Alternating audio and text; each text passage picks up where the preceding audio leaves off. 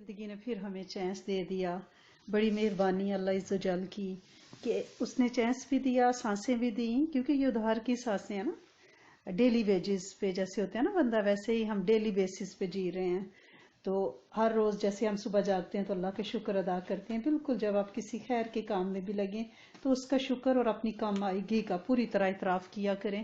پھر اس میں اللہ پاک برکت ڈال دیتے ہیں اس کام میں کہ میرا بندہ خود کو مجبور محض سمجھ رہا ہے اور مجھے ہی قادر اور مقتدر سمجھ رہا ہے, اور واقعی ایسا ہی ہے. ٹھیک ہے, اور ہم دل سے اس بات کا اعتراف کرتے ہیں کہ اس کی بڑی مہربانی ہے, اس نے پھر ہمیں چانس دیا اور پھر ہم اس کے نام کے لیے بیٹھے. ہم پڑھ رہے تھے سیرت سے جو ہم فیض لے رہے تھے, تو اس میں ہم نے دیکھا کہ آپ صلی اللہ علیہ وسلم نے جب طائف میں ہجرت کی اور اس کے بعد واپسی پہ ناکامی بظاہر لگ رہی تھی, لیکن اللہ کریم نے بڑے فیصلے کیے ہوئے تھے. یعنی جب کوئی مشکل آتی ہے تو اس کے بعد میرا کریم مولا محبت کی نظریں, محبت کی جفیاں لگاتا ہے. ایسے ہی ہم انسانوں پہ بھی یہ تھوڑی سی مشکل آئی ہوئی ہے, اس کے بعد میرے رب نے انعامات کے دروازے کھول دینے ہیں. ایک ایک پریشانی پہ اتنا اتنا اجر ملے گا, اور اگر ہم اس کو صبر سے اور احسن طریقے سے سہیں گے, کوئی شکوہ نہیں کریں گے بلکہ اس کی طرف جھک جائیں گے.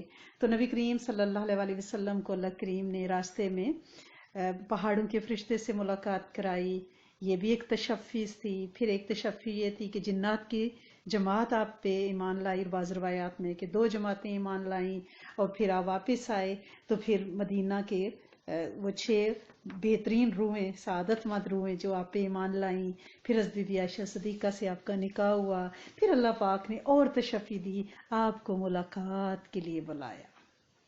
اور اسراء اور معراج کا جو واقعہ آج ہم اس پہ بات کریں گے, اس بارے میں یہ کلیریفیکیشن کر دوں کہ کچھ لوگوں کو یعنی کچھ مورخین کا, میں زیادہ بحث لمبی اس لیے نہیں کروں گی کہ اس سے ہمارا کوئی مقصد نہیں ہے, مختصر یہ کہ کچھ مورخین اس کو 5 نبوی میں کہتے ہیں, امام نووی, امام قرطبی, ٹھیک ہے نا. کچھ جو ہے اس کو 27 رجب 10ویں سال میں کہتے ہیں اسے, یعنی علامہ منصور پوری نے اس کو لکھا ہے. اور کچھ کہتے ہیں کہ ہجرت کے 16 مہینے پہلے, یعنی نبوت کے 12ویں سال رمضان میں آپ کو معراج ہوئی تھی. تو بہرحال ان ساری روایات کو اگر ہم دیکھیں, جس میں یہ ہے کہ ڈیٹس کا فرق ہے, مہینوں کا فرق ہے, کچھ ربیع الاول بتاتے ہیں, کوئی رمضان بتاتے ہیں, کچھ رجب بتاتے ہیں, لیکن ان میں سے ہمیں یہ ذہن میں رکھنا چاہیے کہ حضرت بی بی خدیجہ الکبریٰ کی جو وصال ہے نا, وہ 5 وقتہ نماز فرض ہونے سے پہلے آپ کا وصال ہوا ہے. ان کی حیات میں یعنی نماز فرض نہیں ہوئی تھی, 5 نمازیں صرف صبح شام کی نماز تھی. اور وہ 10 نبوی میں فرش اور عام الحزن میں وہ اور حضرت ابو طالب وفات پا گئے ہیں. تو اس کا مطلب ہے کہ یہ جو 5 نبوی کی جو روایات ہیں ان پہ تو کوئی بحث ہی نہیں ہو سکتی, کیونکہ نماز تو فرض ہوئی ہے معراج کے موقع پر. تو لہٰذا زیادہ تر مورخین جو ہے وہ 10 نبوی کو ہی معراج کہتے ہیں, اور وہ کیونکہ معراج کا زمانہ جو ہے وہی نماز کی فرضیت کا زمانہ ہے. تو سورت اسراء جو ہے جس میں معراج کی پہلی آیت میں جس کا ذکر ہے معراج کا, وہ بھی مکی زندگی کے بالکل آخری دور میں نازل ہوئی ہے. تو لہٰذا اس سے پتہ چلتا ہے کہ زیادہ تر جو یعنی اتھینٹک خبر ہے وہ یہی ہے کہ 10 نبوی میں, اس لیے ہم اس کو 10 نبوی میں ہی پڑھ رہے ہیں تاکہ جس ترتیب سے ہم آ رہے ہیں اس ترتیب سے. تو مختصراً میں آج معراج کے واقعے کو ہی بیان کروں گی, لیکن بہت مختصر, وہ اتنا ڈیٹیل ہے کہ اس پہ تو کئی لیکچر درکار ہیں, لیکن ہم اس کو کیونکہ ہم تاریخ کو مختصراً پڑھتے ہوئے آگے جا رہے ہیں تاکہ ہم پوری تاریخ سے ایک خاکہ سا ہے جس سے ہم فیض لے لیں. پھر زندگی نے موقع دیا انشاءاللہ تو پھر ہم اس سے ڈیٹیل میں, اور ویسے بھی جو ریگولر کلاسز ہوتی ہیں اس میں ہم اس کو بہت ڈیٹیل سے پڑھتے ہیں. تو یہ کیونکہ ہمارا یہ کورٹین پیریڈ جو ہے اللہ کریم نے اس کو سیرت کے ساتھ جوڑ دیا الحمدللہ رب العالمین. تو ابن قیم نے جو صحیح قول کے مطابق اس واقعے کو لکھا ہے, میں انہی کو لے کے آگے چلوں گی کہ آپ کے جسم مبارک سمیت براق پر سوار ہو کر حضرت جبرائیل علیہ السلام کے ساتھ مسجد حرام سے بیت المقدس تک آپ کو سیر کرائی گئی. پھر آپ نے وہاں بیت المقدس میں نزول فرمایا, انبیاء کی امامت فرمائی, نماز پڑھائی, اور براق کو مسجد اقصی کے دروازے پر ایک حلقے سے باندھ دیا. اس پوری تفصیل میں ہم نہیں جاتے, اور اسی کے شروع میں یہ بھی روایت مستند موجود ہے کہ لے جانے سے پہلے آپ بی بی ام ہانی کے ہاں مقیم تھے جس رات آپ کو معراج ہوئی ہے، اور آپ کو پہلے مسجد حرام میں جب لے جایا گیا تو وہاں شک صدر کا واقعہ دوسری بار پیش آیا۔ سوری، پہلے میں نے آپ کو بتایا تھا نا بی بی حلیمہ سعدیہ کے ساتھ جب آپ بنو سعد میں تھے، ایکسکیوز می، درود شریف پڑھیں پلیز۔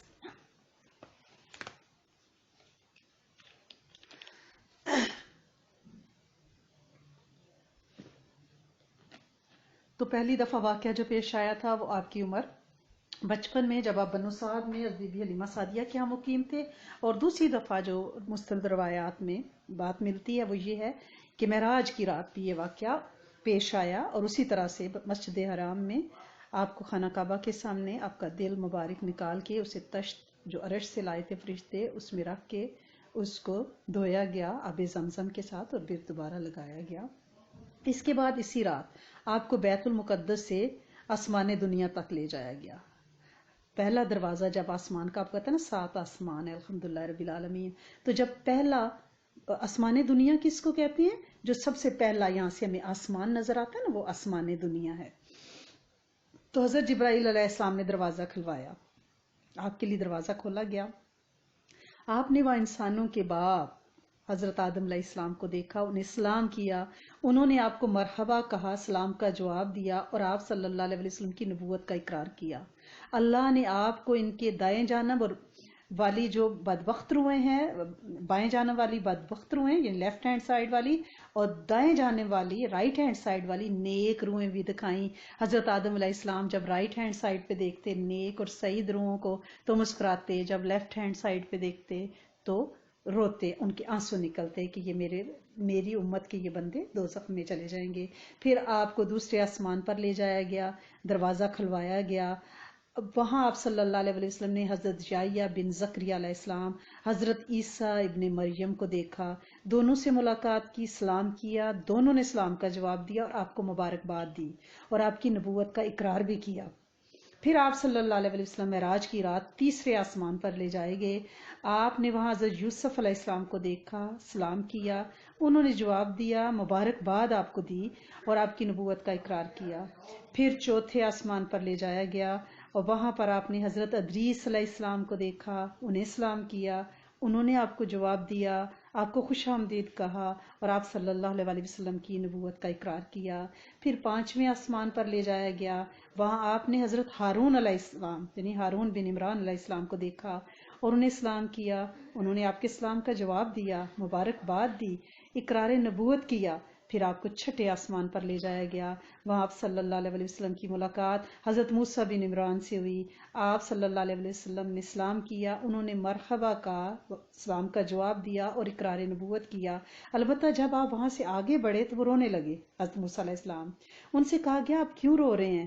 انہوں نے کہا میں اس لیے رو رہا ہوں کہ ایک نوجوان جو میرے بعد مبعوث کیا گیا، اس کی امت کے لوگ میری امت کے لوگوں سے بہت زیادہ تعداد میں جنت میں جائیں گے، الحمدللہ رب العالمین۔ اس کے بعد آپ کو 7ویں آسمان پہ لے جایا گیا، وہاں آپ کی ملاقات حضرت ابراہیم علیہ السلام سے ہوئی، آپ نے انہیں سلام کیا، انہوں نے آپ کے سلام کا جواب دیا، مبارکباد دی اور آپ کی نبوت کا اقرار کیا۔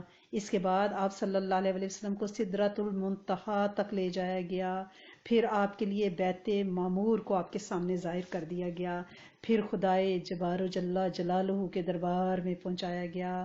آپ صلی اللہ علیہ وسلم اللہ کے اتنے قریب ہوئے کہ 2 کمانوں کے برابر یا اس سے بھی کم فاصلہ رہ گیا۔ سبحان اللہ، سبحان اللہ، سبحان اللہ۔ اس وقت اللہ نے اپنے بندے پر وحی فرمائی اور 50 وقت کی نمازیں فرض کی، یعنی جب کسی کے ہاں کوئی جاتا ہے پیارے کے ہاں تو ہدیے دیے جاتے ہیں نا، تحفہ دیا نمازوں کا۔ اس کے بعد آپ صلی اللہ علیہ وسلم واپس ہوئے، یہاں تک کہ حضرت موسیٰ علیہ السلام کے پاس سے گزرے تو انہوں نے پوچھا اللہ نے آپ کو کس چیز کا حکم دیا ہے؟ آپ نے فرمایا 50 نمازوں کا۔ انہوں نے کہا آپ کی امت اس کی طاقت نہیں رکھتی، اپنے پروردگار کے پاس واپس جائیے، اپنی امت کے لیے تخفیف کا سوال کریں۔ آپ صلی اللہ علیہ وسلم نے حضرت جبرائیل علیہ السلام کی طرف دیکھا، انہوں نے اشارہ کیا کہ ہاں اگر آپ چاہیں۔ اس کے بعد حضرت جبرائیل علیہ السلام آپ کو جبارک تبارک تعالیٰ کے حضور دوبارہ لے گئے. وہ اپنی جگہ پہ وہ جگہ تھی، یعنی وہاں پہ دوبارہ بیت المعمور آپ کے سامنے دکھایا گیا. اور بعض روایات میں ہے کہ اس میں 10 نمازیں کم کی گئی. آپ پھر نیچے آئے، جب موسیٰ علیہ السلام کے پاس گزرے، انہیں خبر دی تو انہوں نے کہا آپ اپنے رب کے پاس واپس جائیے اور نمازوں میں کمی کا سوال کریں.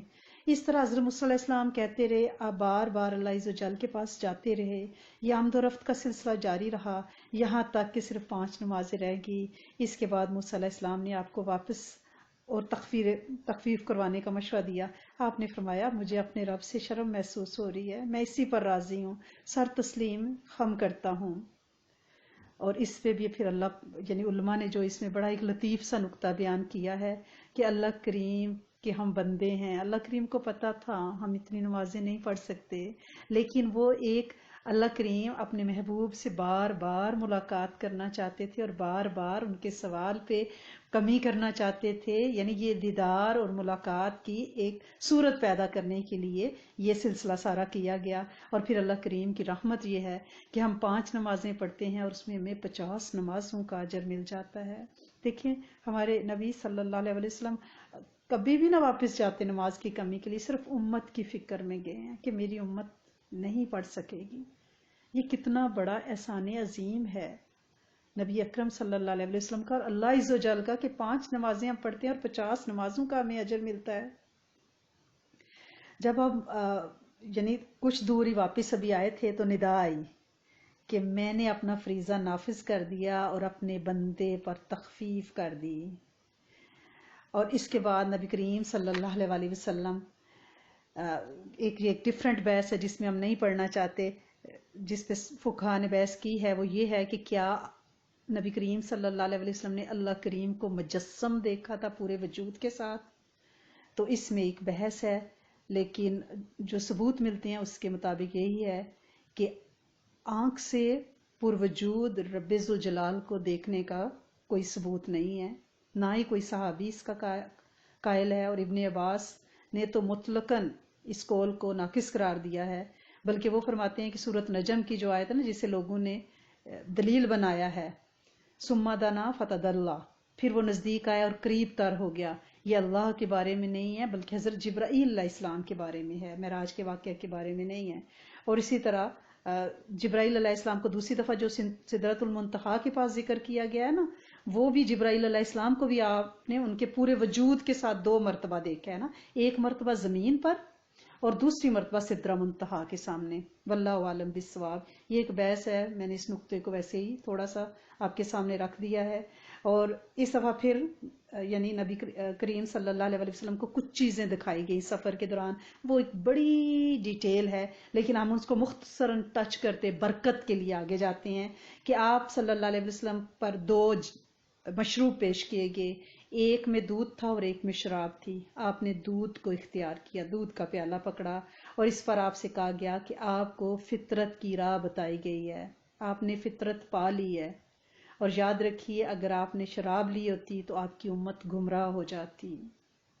آپ صلی اللہ علیہ وسلم نے جنت میں 4 نہریں دیکھی، 2 ظاہری تھی اور 2 باطنی چھپی ہوئی تھیں. ظاہری نہریں نیل اور فرات ہیں، ٹھیک ہے نا، اور باطنی جو نہریں ہیں وہ یعنی آپ یہ نہیں کہہ سکتے کہ نیل اور فرات کا جو منبع ہے وہ جنت ہے، نہیں نہیں نہیں، یعنی دنیا کی شادابی کی یہ خطہ جو ہے سرسبز و شاداب وادیوں میں رہے گا اور یہاں کے باشندے نسل در نسل بعد میں مسلمان ہوں گے. اور اللہ پاک نے اس علاقے کو برکتیں دی ہوئی ہیں. واللہ عالم بالصواب. آپ نے مالک یعنی دروغہ جہنم کو بھی دیکھا، وہ ہنستا نہیں تھا، اس کے چہرے پر خوشی اور بشاشت بالکل نہیں تھی. آپ نے جنت اور جہنم بھی سفر کے دوران دیکھی. آپ نے ان لوگوں کو بھی دیکھا جو یتیموں کا مال ظلمن کھا جاتے ہیں. ان کے ہونٹ اونٹ کے ہونٹوں کی طرح بڑے بڑے تھے اور وہ اپنے منہ میں پتھر کے ٹکڑے جیسے انگارے ہوتے ہیں وہ ٹھونس رہے تھے اور دوسری جانب پخانے کے راستے وہ نکل رہے تھے. یہ وہ لوگ ہیں جو یتیم کا مال کھاتے ہیں. آپ نے سود خوروں کو دیکھا، ان کے پیٹ اتنے بڑے تھے کہ وہ اپنے پیٹوں کی وجہ سے ادھر ادھر نہیں ہل سکتے تھے، ایک جگہ پڑے ہوئے تھے. اور جب فرعون اپنی قوم کے ساتھ آگ پہ پیش کیا جائے گا نا تو وہ ان کے پیٹوں کو رونتا ہوا ان کے اوپر سے گزرتا ہوا دکھایا گیا۔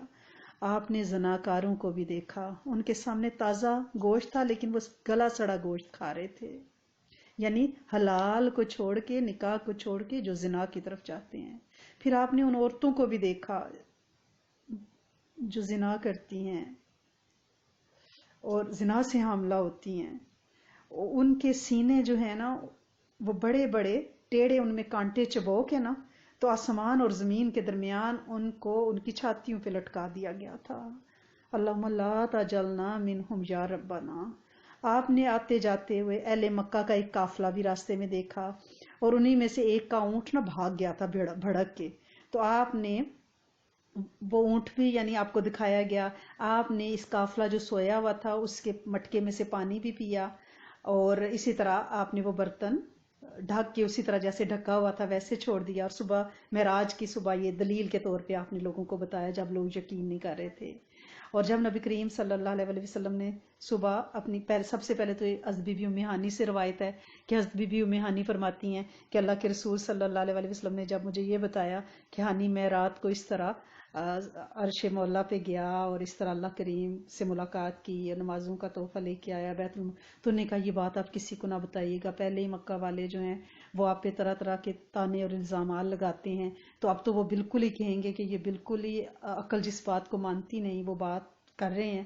تو آپ نے فرمایا نہیں یہ مجھ پہ پئی ہوئی ہے۔ آپ باہر نکلے تو ابو جہل نے حسب روایت پوچھا ہاں آپ کے پاس کوئی رب کا پیغام نیا آیا، یعنی مذاق سے پوچھا۔ آپ نے فرمایا ہاں کل رات میں مسجد اقصیٰ بھی گیا تھا اور آسمان پہ۔ اس کا ٹھہرے ٹھہرے ٹھہرے ابھی نہ پوری بات بتائیں۔ اس نے کہا اب تو موقع آ گیا ہے، اب تو لوگ مذاق اور ٹھٹھا اڑائیں گے، مورے تصدیق ہمارے بیان پہ ثبت ہوگی کہ خدا نخواستہ آپ کا دماغی توازن نعوذ باللہ ثم نعوذ باللہ خاکم بدان ٹھیک نہیں ہے۔ لہٰذا اس نے لوگوں کا مجمع اکٹھا کر لیا، دیکھو دیکھو محمد صلی اللہ علیہ وسلم کے پاس یہ کیا کہہ رہے ہیں، یہ کہاں گئے تھے رات کو۔ لیکن اب تو سائنس نے ترقی کر لی ہے، اب تو ہم اسکائپ کے ذریعے اور یہ واٹس ایپ اور یہ سارا ای میل اور یہ یعنی اسنیپ چیٹ جو کچھ بھی ہے اب تو ہم اس کے ذریعے سائنس کو سمجھنے لگے ہیں۔ لیکن یہ تو سوچیں جب یہ سب کچھ نہیں تھا اور اس وقت ایک ہستی اٹھ کے یہ دعویٰ کر دے تو لوگ تو واقعی طرح طرح کی اختراع باندھیں گے نا۔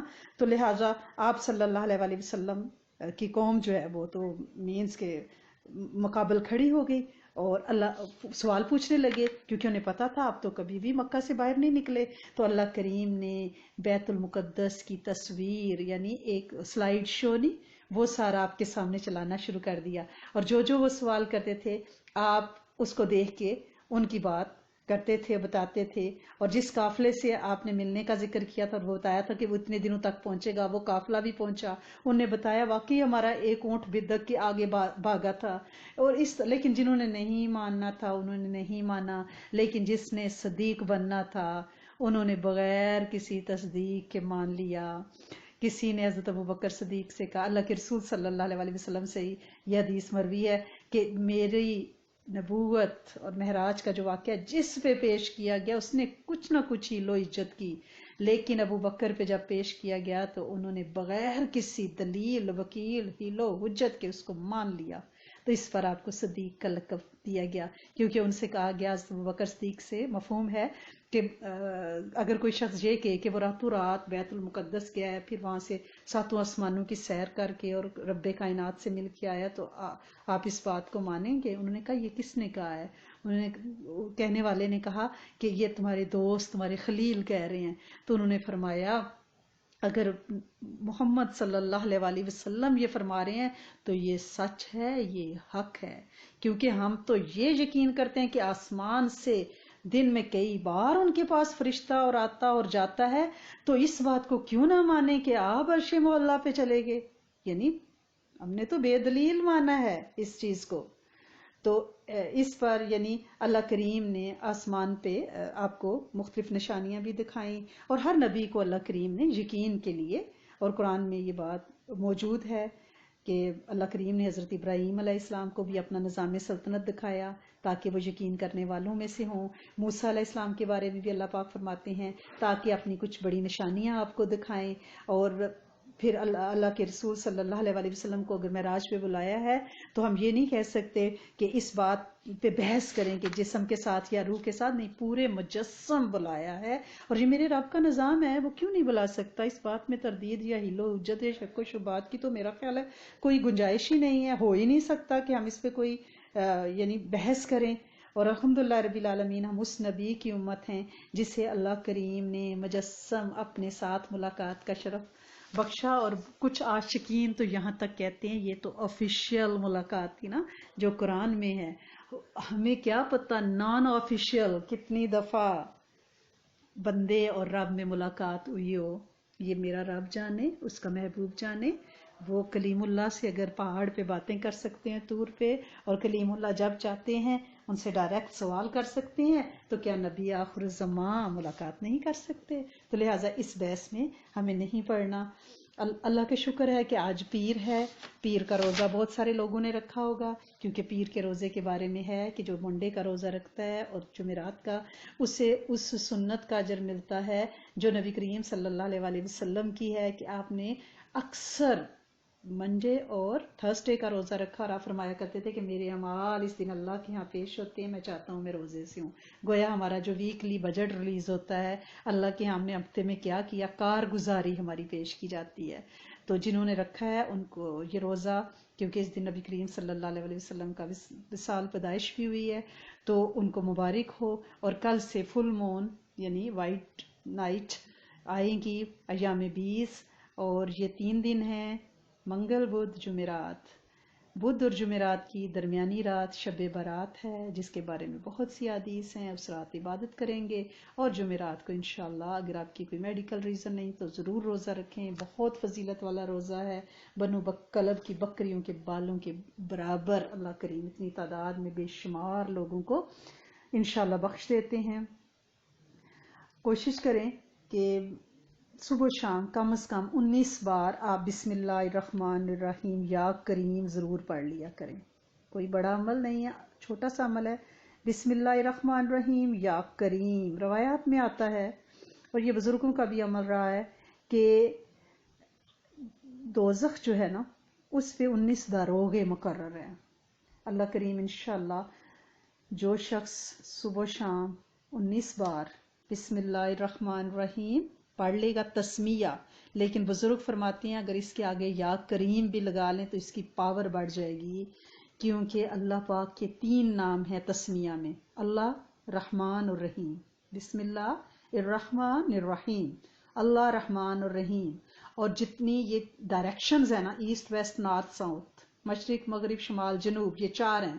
اگر بندہ بسم اللہ الرحمن الرحیم یا کریم صبح شام 19 دفعہ پڑھتا ہے تو اللہ کے 4 بڑے نام اللہ رحمان رحیم اور کریم، چاروں طرف سے اس کو اللہ کی مدد، اس کی کریمی، اس کی رحمانیت، اس کی رحیمیت انشاءاللہ، اور اس کے بڑے اسم ذات اللہ کی تاثیر ملے گی، اور انشاءاللہ اسے پروٹیکشن نصیب ہوگی۔ اور اس وقت دنیا وبائی امراض کی جو لپیٹ میں ہے، کرونا وائرس کا جو رولا پڑا ہوا ہے، اس وقت ہمیں ایک پروٹیکشن چاہیے جو ایسٹ ویسٹ نارتھ ساؤتھ سے ہم پہ انشاءاللہ، اور آسان عمل بھی ہو، اپنے بچوں سے بھی یہ عمل کروائیں، بسم اللہ الرحمن الرحیم یا کریم 19 بار، کہ اللہ کریم اس وائرس سے بھی ہماری حفاظت فرمائیں، اور چاروں طرف سے ہم پہ اپنی رحمتیں، برکتیں، فضل اور کرم انشاءاللہ نازل فرمائیں۔ اللہ کریم بڑے کریم ہے، اور بزرگوں نے یہ بھی لکھا ہے کہ جو شخص صبح شام 66 ٹائم تعوذ پڑھ لے گا ہر طرح کے شر سے بچے گا۔ تو کرونا سے بڑا شر اس وقت کون سا ہے؟ ٹھیک ہے نا، 66 ٹائم تعوذ، اعوذ باللہ من الشیطان الرجیم، 66 ٹائم، کوئی زیادہ ٹائم نہیں لگتا، آپ اس کو اپنی عادت بنائیں، یا آپ اپنی نسلوں کا بھی تصور کریں، اللہ کریم انہیں علت ذلت اور قلت، نشوں سے، سگریٹ سے، عورتوں کے نشوں سے، ڈیوائسز کے نشوں سے بچائیں گے، کیونکہ یہ ایک سیفٹی شیلڈ ان کو مل جائے گی۔ تو آپ تعوذ کی شیلڈ میں اپنی نسلوں کو پلیز دیں، اور امت کا بھی تصور کریں، اور اگر میں اور میرے بچے یاد آ جائیں تو پلیز ہمیں بھی اپنی دعاؤں میں ضرور یاد رکھیں۔ بہت محتاج ہیں، بہت محتاج ہیں، بہت ہی محتاج ہیں. تو 66 ٹائم آپ تعوذ صبح شام پڑھنے کو ضرور عادت بنائیں. یہ میرے روٹین میں ہے، بڑی تاثیر اس سے پائی ہے الحمدللہ رب العالمین. اور میں یہ تو نہیں چاہتی نا کہ میں اکیلی کہلی فیض پاؤں، اس لیے یہ ہم مل بانٹ کے کھا رہے ہیں نا. تو یہ جن بزرگوں سے، ہمارے شیخ سے، جن اللہ والوں سے یہ منقول ہے، اللہ کریم ان کی زندگیوں میں بھی برکت ڈالے اور اس پڑھنے کی تاثیر انہیں، ان کی نسلوں کو قیامت تک انشاءاللہ عطا فرمائے. کل ہماری بات ہوئی تھی ان ہستیوں کے بارے میں سیرت کے چیپٹر میں کہ جنہوں نے، وہ نیک اور سعید روح ہیں جنہوں نے اسلام قبول کیا. سب سے پہلے مدینہ میں سے آئے اور ایک گروپ نے، جو پہلے یوتھ کے گروپ نے جو اسلام قبول کیا، تو ان کے نام ہم نے بتائے تھے. آج ہم نے اپنے گروپ میں بھی ان پہ ڈالا الحمدللہ رب العالمین. تو کافی لوگوں کے میسیجز آئے کہ ہمیں وہ نام بتائیں، اور ہم چاہتے ہیں کہ ہم اپنی نسلوں کے بچوں کے، پوتوں پوتیوں کے، بیٹوں بیٹیوں کے نام رکھیں، بیٹوں کے نام رکھیں. خیر مرد ہیں 6 کے 6. تو بہرحال اللہ پاک آپ کو برکت دے اور ان ناموں کی انشاءاللہ تاثیر عطا فرمائے. دوسرا، کل کے ہی لیکچر میں سے ایک کوسچن یہ بھی پوچھا جا رہا تھا کہ آپ نے جو جانوروں کی بولیاں بتائی تھیں کہ وہ جو تسبیحات کرتے ہیں، میں نے ریفرنس دیا تھا تفسیر روح المانی کو، آپ دیکھیں تو اس میں وہ آپ کو مل جائیں گی. تو انہوں نے کہا کہ یہ جو آپ نے مینڈک کی تصویر بتائی ہے سبحانہ ربی القدوس، تو یہ اس کے بارے میں تھوڑا سا بتا دیں کیونکہ یہ سب کو ایزی لگی ہے. تو یہ وہی تسبیح ہے جس کو تقدیس کہتے ہیں. ٹھیک ہے. نبی کریم صلی اللہ علیہ وسلم نے ایک دفعہ خواتین کے گروہ سے خطاب کرتے ہوئے فرمایا، مفہوم ہے کہ اے گروہ خواتین، اپنی انگلیوں پہ تقدیس پڑھا کرو. وہ تقدیس کیا ہے؟ سبحان المالک القدوس آپ پڑھ سکتی ہیں، سبحان قدوسن ربنا و رب الملائکات، سبحان ربی القدوس، یعنی تقدیس، اللہ کی پاکی. اور اس کی جو درویشوں نے جو توجیہ دی ہے نا کہ یہ اسپیشلی خواتین کو کیوں تقدیس پڑھنے کا کہا گیا کہ اے گروہ خواتین یہ پڑھو، اس میں اللہ پاک نے زیر ناف کی ساری بیماریوں، یعنی جتنے بھی مسائل ہیں خواتین کے، اس کے لیے پاکیزگی رکھی ہے. کیونکہ اللہ پاک کا جو نام قدوس ہے نا، اس میں پاکیزگی، ٹھیک ہے، برائیوں سے بچنا، بیماریوں سے بچنا. تو اللہ کریم خواتین کے جتنے بھی ایسے امراض ہیں وہ جو کسی کو بتا نہیں سکتی، گائنی کے ایشوز ہیں، اس میں اللہ پاک نے تقدیس میں، کیونکہ گائنیز کے ایشو میں وہ وضو غسل سے ان کی، یعنی اس طرح سے پاکیزگی نہیں حاصل کر سکتی. تو یہ اللہ پاک کیونکہ اس کی ذات مبرہ ہے، پاکیزہ ہے، گناہوں سے، ناپاکیوں سے مبرہ، تقدیس، مقدس ہے، تو لہٰذا اللہ پاک تقدیس عطا فرماتے ہیں. تو آپ اس تسبیح کو پڑھیں، سبحان قدوس ربنا و رب الملائکۃ والروح، یا سبحان المالک القدوس والسلام، یا المالک القدوس والسلام. تو انشاءاللہ آپ کے جتنے بھی مسائل ہیں، انشاءاللہ مرد بھی پڑھیں، اللہ پاک ان کو بھی پاکیزگی انشاءاللہ عطا فرمائیں گے. اور ایک میسیج ہمیں آیا تھا پاکستان سے ہی، اس میں بچی نے آڈیو میں یہ کہا ہے کہ آپ کے جتنے اعمال ہیں الحمدللہ رب العالمین، میں اس کو کرتی ہوں اور کوشش کر رہی ہوں، اللہ کریم ان سے قبول فرمائے. انہوں نے یہ کہا ہے کہ مجھے تیسرے کلمے میں جو آپ نے یعنی ویژولائز کرنے کا کہا ہے، وہ میری توجہ نہیں بن رہی. میں نے یہ کہا تھا نئے لوگوں کے لیے، پھر سے اس کو مختصراً بتا دیتی ہوں کہ جب آپ تیسرا کلمہ صبح شام ایک تسبیح پڑھتے ہیں، تیسرا کلمہ آپ کو پتہ ہے نا کہ انسانی سارے جوڑوں کا صدقہ ہے اور اللہ پاک کی بہترین تعریف ہے. تو لہٰذا جب میں نے کہا تھا اس کو دعا بنا لیں، جب آپ تیسرا کلمہ پڑھیں تو جب سبحان اللہ کہیں تو اپنے ذہن میں یہ لائیں کہ اللہ پاک تو پاک ہے، ہمیں بھی پاک کر دے گناہوں سے، بیماریوں سے، سختیوں سے، دکھوں سے، ڈپریشن سے، بے اولادیوں سے، جھگڑوں سے. ٹھیک ہے نا، یہ دعا بنا لیں، اس کو ذہن میں رکھیں، ہر بار کہنا ضروری نہیں ہے.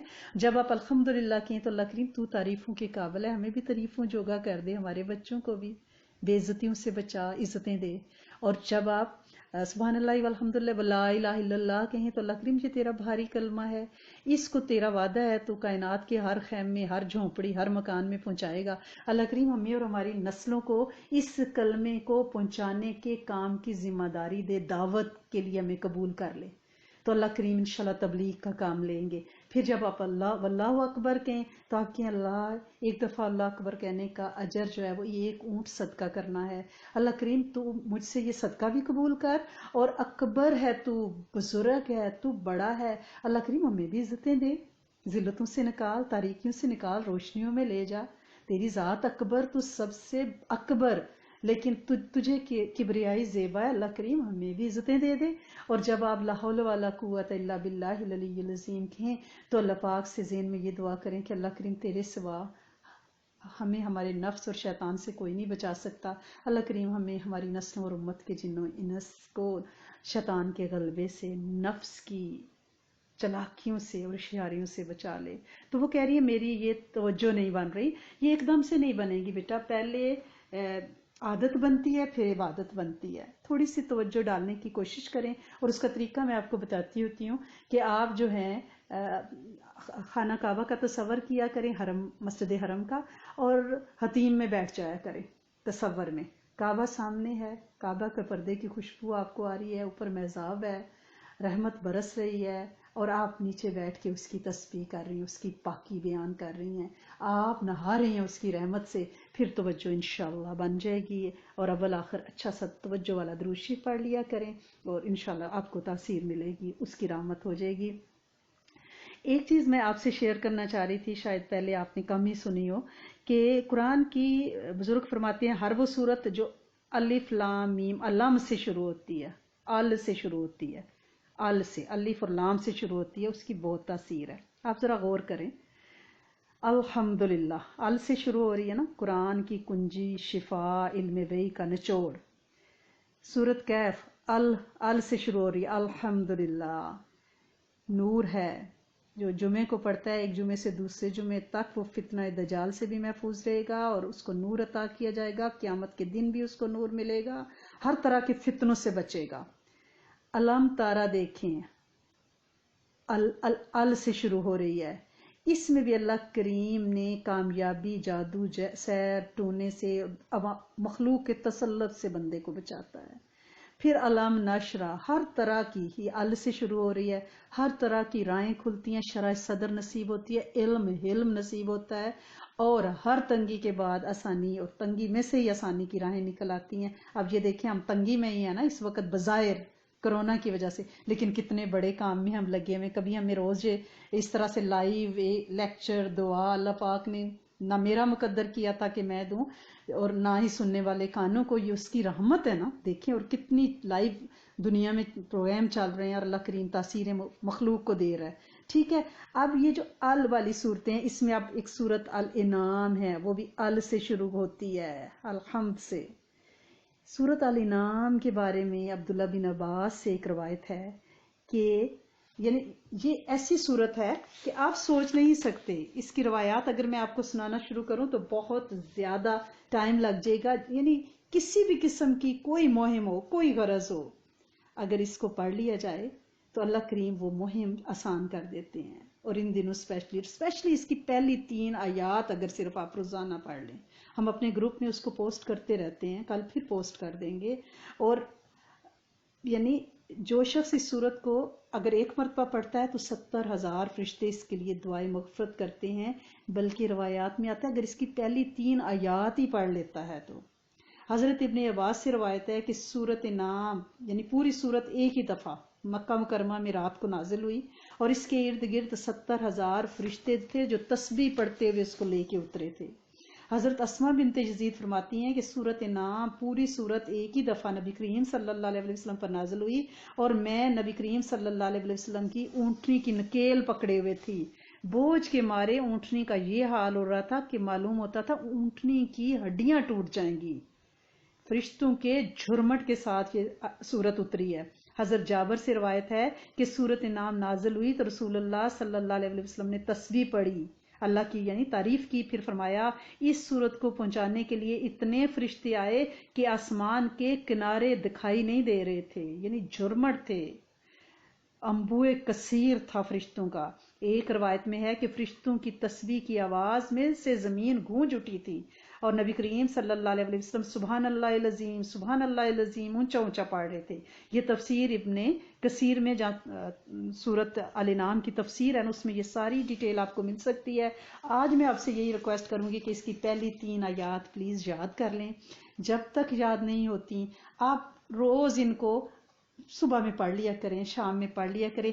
اور حدیث میں ہے کہ 40,000 فرشتے جو ہیں پورا دن اس بندے کے لیے اس کا اجر نکلتے، جب وہ پڑھ لیتا ہے نا 3 آیات تو اس کا اجر لکھتے رہتے ہیں 40,000 فرشتے. اور جب بندہ یہ پہلی 3 آیات بھی اگر پڑھ لیتا ہے تو 7ویں آسمان سے ایک فرشتہ اتارا جاتا ہے جس کے ہاتھ میں ایک گرز ہوتا ہے، یعنی تھوڑا ٹائپ ہیمر، اور وہ ہمارے ساتھ، ہر بندے کے ساتھ ایک شیطان ہے. وہ شیطان کو اس وقت وہ تھوڑا یا گرز مارتا ہے جب وہ بندے کے دل میں کوئی وسوسہ ڈالنا چاہتا ہے، یعنی اس کی ڈیوٹی اس دن لگ جاتی ہے. بندہ شیطان کی چال سے محفوظ ہو جاتا ہے، اور قیامت کے دن اللہ پاک اس بندے کی جو لاڑیاں کریں گے کہ اے میرے بندے آ تجھے میں سلسبیل کے چشمے سے نہلاؤں، تجھے جنت میں بے سوال داخل کروں. تو پلیز آپ سورۃ الانعام کی 3 آیات صبح کم از کم روز پڑھا کریں، انہیں یاد کر لیں. چھوٹی سی آیات ہیں، انشاءاللہ اللہ کریم آپ کو بہت بہت تاثیر دیں گے، اور آپ سوچ بھی نہیں سکتی اس کا فیض لفظوں میں بیان نہیں کیا جا سکتا. میں نے آپ کو صرف کچھ روایات پڑھ کے سنائی ہیں. اللہ کریم آپ سب کو انشاءاللہ عادت میں آپ کی شامل کر دے کہ آپ ان آیات کو انشاءاللہ العزیز روز پڑھا کریں اور ان کا آپ کو فیض ملے. اصل میں مسئلہ یہ ہے کہ ہم نے یعنی محبتوں کے جو مزے چکھے ہیں نا وہ آرٹیفیشل ہیں، یعنی میاں بیوی، ماں باپ کی محبتیں، مال دولت کی محبت. ہم نے رب کی محبت کا ذائقہ ہی نہیں چکھا. ہمیں اللہ کی محبت میں رونا، غم اٹھانا، تکلیف سہنا، یہ سب کچھ ہمارے دلوں سے ہی نکل چکا ہے. دل اجڑ پڑے ہیں، رب کی یاد سے بالکل کھوکھے ہو گئے. میں نے اس دن کہا تھا نا کہ ہم چلتے پھرتے مقبرے ہیں. یعنی اس سے نقصان کیا ہوا ہے؟ نفرتیں عام ہو گئی ہیں، شیطانیت بڑھ گئی ہے. اب ہمیں ایسا کرنا ہے کہ ہمیں اپنا دل آباد کرنا ہے. اب دل آباد کیسے کریں؟ ایک ہی طریقہ ہے، اللہ کی یاد میں مشغول ہو جائیں، اسے کثرت سے یاد کریں، تاکہ اس کی جو یاد ہے نا ہمارے دل کی ویرانی کو دور کر دے، شاد آباد سرسبز کر دے. جب دل بدلے گا نا دنیا ہی بدل جائے گی. پھر دل اللہ کریم کی یاد میں دھڑکے گا، شیطان اور گناہوں کی یاد میں نہیں. اسے صرف اللہ کے لیے دھڑکنا آئے گا. پھر اللہ کریم ہمیں نیکی کی راہ پہ چلائیں گے، ہمیں قبول کر لیں گے، ہم قبولے ہوئے ہو جائیں گے. لیکن اس کے لیے کرنا کیا ہے؟ کیسے قبولے ہوئے ہو جائیں؟ اس کے لیے سب سے بڑی چیز کیا ہے؟ علمی مشاغل. دینی کتب سے سب سے پہلے آپ کو مشاہدہ، یعنی لکھنے لکھانے، پڑھنے پڑھانے اور زبان کو ذکر سے تر رکھیں. جتنی آپ کی علمی مصروفیات بڑھتی جائیں گی نا اس کے ساتھ ساتھ پھر آپ کو ذکر کے لیے وقت نکالنا پڑے گا. یعنی ادھر سے علمی مشاغل، پھر ذکر، کیونکہ بغیر ذکر کے اہتمام کے آپ کے علم کو روشنی نہیں مل سکے گی. اگر میں کہوں کہ میں پورا دن لکھت پڑھت ہی کرتی رہوں، کتابیں ہی پڑھتی رہوں تو نور یعنی تعلق مع مجھے مل جائے، نہیں. اس کے لیے ذکر کے لیے اہل علم کو علیحدہ سے وقت نکالنا پڑتا ہے. یا وہ لوگ جو واعظ اور تقریر کا کام کرتے ہیں اور انہیں تاثیر لینی ہے تو وہ کیا کریں؟ علم حاصل کریں کتابوں سے جہاں سے ملتا ہے، لیکن ذکر اور تلاوت کے لیے اپنا وقت علیحدہ کریں کہ بھئی یہ عصر سے مغرب، فجر کے سے طلوع فجر تک. یعنی یہ روحانی ترقی اگر ہمیں چاہیے نا تو ذکر تلاوت سے اپنے دل کو غافل نہیں کرنا، محنت کرنی ہے. دین کی جو محنت ہے نا اس میں جو لوگ مصروف ہیں انہیں ذکر اور تلاوت زیادہ کرنی پڑتی ہے. آپ اس بات کو آپ کو حیرت ہوگی کہ اب بندہ تو کہے کہ میں تو دین کے کام میں اتنا مصروف ہوں کہ میں نے تو لیکچر پریپیئر کیا، یعنی بے تکان بولا، اس کے بعد لوگوں کے سوالوں کے سلسلے شروع ہو گئے تو میں نہیں. یہ اس یہاں پہ ہم لوگ جو ہے نا وہ مار کھا جاتے ہیں. ہم سمجھتے ہیں کہ ہم دینی کام میں مشغول ہیں. دینی کام کرنا ہے لیکن اپنے ذکر کے لیے، اپنے مراقبے کے لیے، اپنی توجہات کے لیے خالی وقت مقرر کرنا ہے اور اس میں کوئی ایکٹیویٹی نہیں رکھنی. کیونکہ ایک بزرگ فرماتے ہیں کہ تعلیم کے لیے ضرورت ہے نور کی، اور نور کی کہاں سے ملے گا؟ ذکر سے. اور ذکر کہاں سے ملے گا؟ تنہائی سے. اگر تنہائی کا آپ نے وقت مقرر نہیں نہ کیا تو ایسا ہی ہے. میں آپ کو مثال دیتی ہوں، جیسے کنویں میں سے ہر وقت پانی نکلتا رہے، پوری بستی پانی نکالے تو وہ کنواں خالی ہو جاتا ہے. پھر تھوڑی دیر اس کو خالی چھوڑنا پڑتا ہے تاکہ پانی اکٹھا ہو جائے. بالکل ایسے ہی ہے جو لوگ دین کا کام کرتے ہیں، لوگوں تک دعوت کا کام پہنچاتے ہیں، ان کو اپنے برتن کو بھرنے کے لیے تنہائی، اکیلے بیٹھ کے، کوئی کونا پکڑ کے، کوئی ذکر، کوئی تسبیح، کوئی مراقبہ، کوئی تعلق مع اللہ بنا کے اپنا برتن بھرنا پڑتا ہے، پھر اس چھلکتے میں سے مخلوق کو دینا پڑتا ہے، ٹھیک ہے نا۔ اور حضرت یعنی جو بزرگ ہے نا، ان کا تو اتنا تھا کہ ایک بزرگ کے بارے میں ایسے آتا ہے کہ انہوں نے پوری زندگی روٹی نہیں کھائی سالن کے ساتھ، وہ کہتے ہیں چبانے میں وقت لگتا ہے، ستو پھانک کے پانی پی لیتے تھے، جتنی دیر میں چباؤں گا میں اتنا ذکر کر لوں گا۔ ہمارا تو ٹائم ہی دسترخوانوں پہ، اور دسترخوان سوچتے کہ اب لنچ میں یہ کھایا تو ڈنر میں کیا کھایا ہے، سپر میں کیا ہے تو بریک فاسٹ میں کیا ہے تو برنچ میں کیا ہے، ہمارے تو کھانے کے اوقات ہی 10 ہیں، تو پھر ہمارا نفس موٹا ہو جاتا ہے۔ حضرت داؤد طائی بہت بڑے اللہ کے ولی ہیں، وہ روٹی چبا کے نہیں کھاتے تھے، بلکہ ٹکرو کو پانی میں یا شوربے میں ڈپ کر کے اور فٹافٹ سے پی جاتے تھے۔ لوگوں نے پوچھا تو انہوں نے فرمایا چبانے میں وقت ضائع ہوتا ہے، اتنے وقت میں تو میں قرآن پاک کی 50 آیات پڑھ سکتا ہوں۔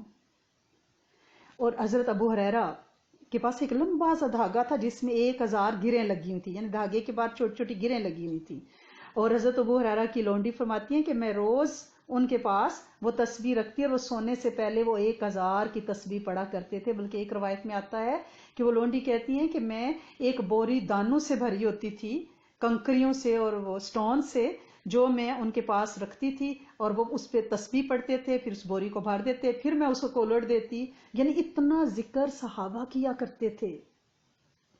اور جب یہ اللہ والے ابھی بھی کتنے ہیں، جب وہ فوت ہوتے ہیں تو ان کے ہاتھوں کی جو انگلیاں اور پورے ہیں نا، وہ سخت ہو چکے ہوتے ہیں، تسبیح مسلسل پڑھ پڑھ پڑھ کے۔ اور کل میں نے آپ کو بتایا تھا نا کہ تسبیح کی جب عادت ہوتی ہے نا، تو وینٹیلیٹر پہ بھی چلے جائیں تو انگلی جو ہے نا وہ تسبیح کی طرح چل رہی ہوتی ہے، کیونکہ اس نے پوری زندگی چلی ہے، وہی نشانی ہوتی ہے خاتمہ بالخیر کی۔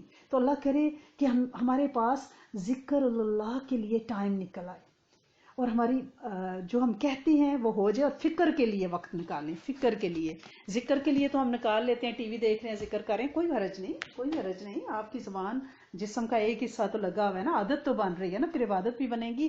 لیکن ہمیں کیا کرنا ہے، ہمیں وقت دینا ہے، اور وقت کب دیں گے، جب ہمیں پتہ ہوگا کہ دوزخ کتنی خوفناک ہے، پھر ڈر کے، ٹھیک ہے نا۔ حضرت بی بی عائشہ صدیقہ جو ہیں وہ اپنے گھر میں عبادت کر رہی تھی، تو حضرت عروہ، حضرت زبیر کے بیٹے، وہ کہتے ہیں میں سلام کرنے کے لیے گیا تو دیکھا تو آپ نماز پڑھی اور قرآن پاک کی آیت جو ہے نا سورۃ طور کی تلاوت کر رہی ہیں، فمن اللہ علینا ووقنا عذاب السموم، اللہ نے ہم پہ احسان کیا اور گرم زہریلی ہوا سے ہمیں بچا لیا۔ وہ کہتے ہیں وہ آیت بار بار پڑھتی جا رہی، بار بار پڑھتی جا رہی، میں تھک گیا، میں چلا گیا، واپس بازار سے کسی کام گیا، واپس آیا، ابھی بھی نماز پڑھی تھی اور وہی آیت دہراتی جا رہی ہیں، روتی جا رہی ہیں کہ اللہ تیرا شکر ہے، تیری مہربانی ہے، تو نے ہم پہ احسان کیا ہے کہ ہمیں گرم اور زہریلی دوزخ کی عذاب سے بچا لی۔ کیا ہماری نماز کبھی ایسی ہوتی ہے کہ ہم کسی آیت پہ اڑ جائیں اور روتے جائیں اور ہماری ہچکیاں بن جائیں اور ہم دنیا معافیات سے بے خبر ہو جائیں؟ ایسی عبادت اللہ کو درکار ہے، ایسی عبادت کرنی ہے انشاءاللہ۔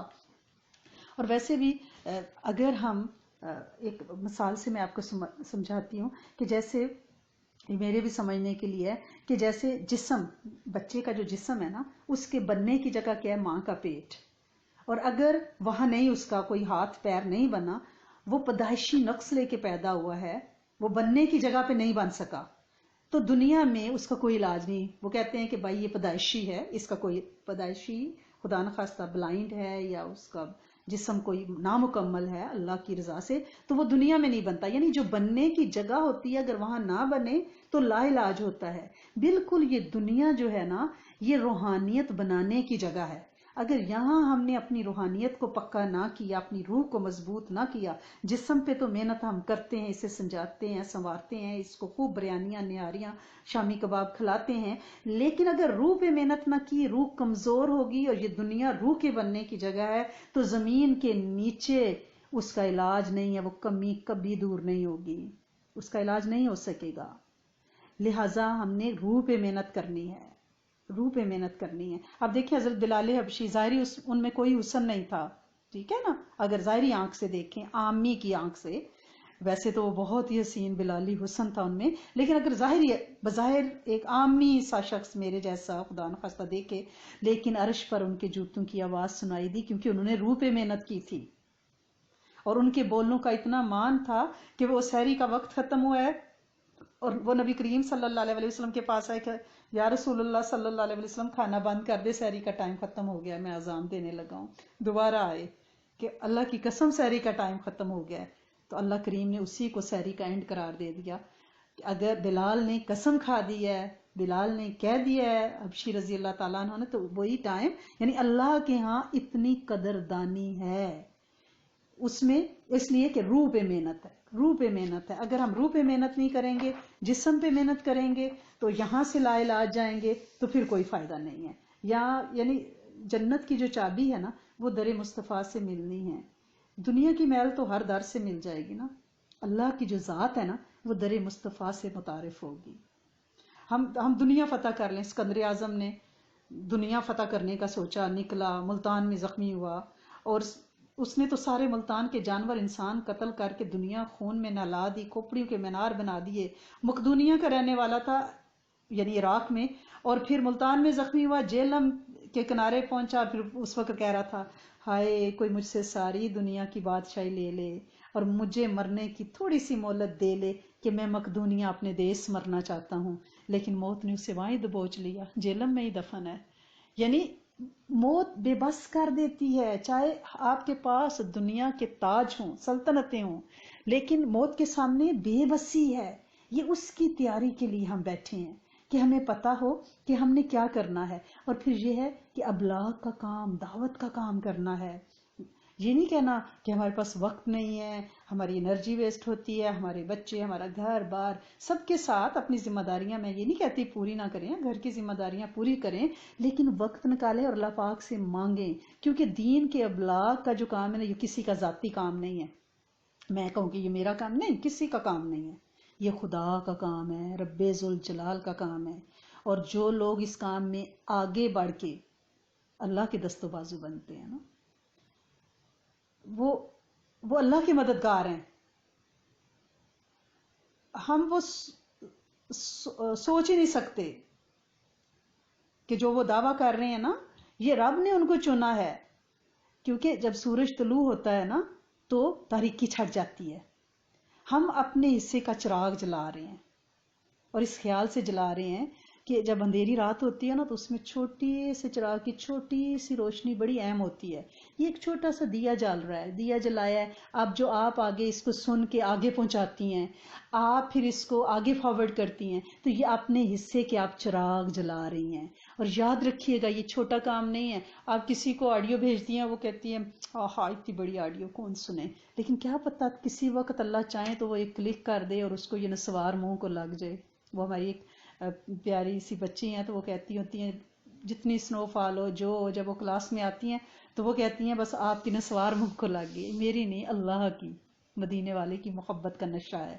تو بہرحال آپ نے کیا کرنا ہے، آپ نے اپنے حصے کا چراغ جلانا ہے، اپنے حصے کی روشنی آگے پہنچانی ہے، اور اللہ پاک سے دعا کرنی ہے کہ ہم سے، ہماری نسلوں سے دعوت کا کام لے انشاءاللہ۔ اور ایک نبی کریم صلی اللہ علیہ وسلم کی بڑی خوبصورت دعا ہے جو ان دنوں بڑی کام آنے والی ہے، بڑی دل کو لگ رہی ہے، اللہم لا تواخذنا من سوء اعمالنا، اللہ کریم مجھ سے میرے برے اعمال پہ پکڑ نہ کرنا، وَلَا تُسَلِّطْ عَلَيْنَا مَنْ لَا يَرْحَمُنَا، مجھ پہ کوئی ایسی چیز مسلط نہ کرنا جس کے دل میں میرے لیے رحم کا ذرہ نہ ہو۔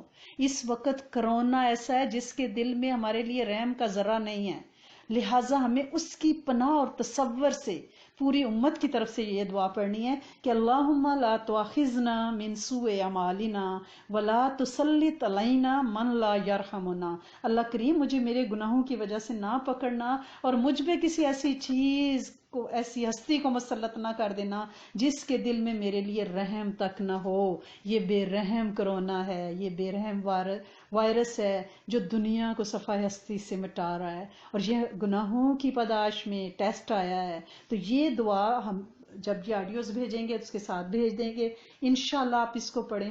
اللہ کریم اس کے تسلط سے کرونا کے تسلط سے انشاءاللہ بچائیں گے اور اپنی رحمتوں کا نزول فرمائیں گے، اور امت کے جنوں انس کو انشاءاللہ ہمارے اس بیٹھنے کی تاثیر بھی عطا فرمائیں گے، اور ہم سے یہ کام لیتے رہیں گے اور ہمیں بچاتے رہیں گے، چلاتے رہیں گے، کیونکہ یہ اس کی مرضی سے چل رہا ہے انشاءاللہ۔ ہم بے بس ہیں، ہماری کوئی اوقات نہیں ہے، کچھ بھی نہیں ہے، خالی خلی ہیں۔ وہ خود ہانک رہا ہے، اس کے حکم سے چل رہے ہیں۔ وہ خود کہتا ہے کہ میری مرضی کے بغیر ایک ذرہ بھی نہیں کائنات میں ہل سکتا، تو ہماری اوقات ہے کہ ہم 6 فٹ کے لوگ ہلیں جلیں؟ ہماری تو کوئی اوقات نہیں ہے۔ وہ طاقتور، ہم کمزور، ہمارے پاس زاری، اس کے پاس زور، اور انشاءاللہ وہ اپنے زور سے اس جو وبا ہے اس کو بھی ہم سے دور کرے گا، اور ہمیں ہمارے اذکار کو ہماری نسلوں کے لیے اور امت کے جن و انس کے لیے قبول کرے گا۔ دعا یسألک و توجہ الیک بنبینا محمد صلی اللہ علیہ وآلہ وسلم نبی رحمتی یا محمد انی اتوجہ بک الی ربک ان تقضی حاجاتی اللہم لک الحمد کما انت لہ فصلی علی سیدنا محمد کما انت لہ وفعل بنا کما انت لہ فانک انت اہل التقوی و اہل المغفرہ اللہم اغفر للمؤمنین والمؤمنات والمسلمین والمسلمات اللہم انک مالک مقتدر ما تشاء من امر یکون وبالحق انزلناہ وبالحق نزل وما ارسلناک مبشرا ونذیرا۔ اے میرے کریم مولا، محض تیری توفیق سے جو 2 لفظ بولے ہیں اللہ کریم اللہ کریم، ان میں کوئی غلطی، کوئی حد ادب ہو گئی ہو، دانستہ نادانستہ، اللہ کریم کہنے سننے والوں کو معاف فرما دیں، اپنی رحمت کر دیں، اپنے کرم کے دروازے کھول دیں، ہم سے درگزر فرمائیں، اور اللہ کریم ناگہانی بلاؤں اور آفتوں سے امت کو بچا لیں۔ اللہ کریم نسلوں پہ رحم فرمائیں۔ اللہ کریم یہ تیرے دین کے چراغ ہیں، اللہ کریم یہ جو ہماری گودوں میں بچے ہیں یہ تیرے دین کے روشن چراغ اور مینارے ہیں، ان سے تو نے دعوت کا کام لینا ہے۔ اللہ کریم انہیں وائرس کے حوالے تو نہیں کر سکتا۔ اے میرے کریم مولا، یہ تیرے نام لے ہوا مٹھی بھر اگر دنیا سے مٹ گئے تو تیرا بڑا نام کائنات کے کونے کونے میں کون پہنچائے گا؟ اللہ کریم ان کی زندگیوں میں برکت ڈھال۔ اللہ کریم انہیں روشن چراغ بنا، ان سے دین کے غلبے کا بڑا کام لے۔ اللہ کریم زندگی ہوگی تو کام کریں گے نا کریم مالک، ہر ماں کی گود کو شاد آباد رکھنا، قیامت تک اولاد کے دکھوں سے بچانا۔ اے میرے کریم مولا، ہم قابل نہیں، ہمیں قبول فرمائیں، علت ذلت قلت سے بچائیں، نشوں محرومیوں کمزوریوں لاغریوں لاچاریوں سے بچائیں۔ اللہ کریم اپنی رحمت سے دیس پردیس میں ہمارے پیاروں کی خیر کریں۔ اللہ کریم ہمارے اس دیس کی بھی حفاظت فرمائیں۔ اللہ کریم اس کے حکمرانوں وزیروں مشیروں کو اپنا تعارف کرا دیں۔ اے میرے کریم مولا، انہیں قبول فرما لیں، انسانیت کے لیے ان کی کوششوں کو قبول فرماتے ہوئے انہیں اپنے آپ سے رب شناسی دے دیں۔ اللہ کریم یہ تجھے جانتے نہیں نا، اس لیے تجھے مانتے نہیں ہیں، جب یہ تجھے جانیں گے تو غیر اللہ سے ہٹ جائیں گے۔ اللہ کریم آپ خود قرآن میں فرماتے ہیں میں جسے چاہوں ہدایت دوں، جسے چاہوں گمراہ رکھوں۔ اللہ کریم ان کی گمراہی کو ہدایت میں بدل دیں۔ اللہ کریم ہم سب کو بے ہدایتی سے بچانا، اللہ کریم ہر برے عمل سے بچانا، اللہ کریم دلوں کی سختی سے بچانا، اللہ کریم آنکھوں کے بے نور ہونے سے بچانا، اللہ کریم دل کے سیاہ ہونے سے بچانا، اللہ کریم قدموں کا برے کاموں کی طرف اٹھنے سے بچانا، اللہ کریم زبان کا فوش گوئی سے بچانا۔ اللہ کریم اپنی رحمت سے اپنی نورانیت، اپنی روحانیت، اپنی پاکیزگی، اپنے قرآن کا علم، اپنے محبوب کی سیرت سے عشق عطا فرمائیں۔ اے میرے کریم مولا، اے میرے سونے آقا، بڑے بیمار لوگ ہیں اللہ کریم کائنات میں مریضوں کی تعداد بڑھ گئی، جانے والوں کی تعداد بڑھ گئی۔ میرے کریم مولا جانے والوں کو بخشیں، مرنے سے پہلے انہیں کلمہ ضرور عطا فرمائیں، اور اللہ کریم انہیں شہادت کا درجہ دیں۔ اللہ کریم اور جو بیمار ہیں انہیں کامل شفائیں دے۔ اللہ کریم ہماری جو بہنیں بیمار ہیں، اللہ کریم ہمارے ایک گروپ کے لوگ، اللہ کریم ان پہ اپنی رحمتوں کا نزول فرمائیں، اللہ کریم انہیں کامل شفائیں، عافیتیں عطا فرمائیں، برکتیں عطا فرمائیں۔ اللہ کریم ہمارے وقت اور ایمان میں برکت دیں تاکہ ہم تھوڑے وقت میں تیرا زیادہ ذکر کریں، تجھے راضی کریں، اور اللہ کریم ہمارے دل کے برتن کو خالی نہ ہونے دینا، ہمارے علم اور معرفت کے برتن کو خالی نہ ہونے دینا۔ اللہ کریم اس سے بھرنا، لبا لب بھرنا، اور اس کے چھلکتے میں سے مخلوق کو فیض دینا۔ اللہ کریم زندگی بھر جن جن استادوں سے ہم نے کوئی خیر کا بول سیکھا ہے، اللہ کریم اگر وہ اس دنیا میں نہیں ہے تو ان کی قبریں شاد آباد، ان کی نسلیں شاد آباد۔ اللہ کریم جو موجود ہیں، اللہ کریم ہمارے استادوں شیخ کی خیر، ان کی نسلوں کی خیر، ان کے مراکز کی خیر، ان کی کلاسز کی خیر، اللہ کریم پلز آف اسلام کی خیر، اللہ کریم اس سے جڑے ہر فرد، ان سے جڑے ہر فرد کی خیر۔ اے میرے کریم مولا، قرآن سے عشق عطا فرمائیں، سیرہ کی محبت عطا فرمائیں، اللہ کریم باہم ہمدردی اور اس نے خلقی عطا فرمائیں۔ اللہ کریم جنت کے فیصلے تو اس نے اخلاق پہ ہوں گے۔ اللہ کریم ہماری زبان کو مٹھاس دیں، تاثیر دیں۔ اللہ کریم ہمیں اخلاص عطا فرمائیں۔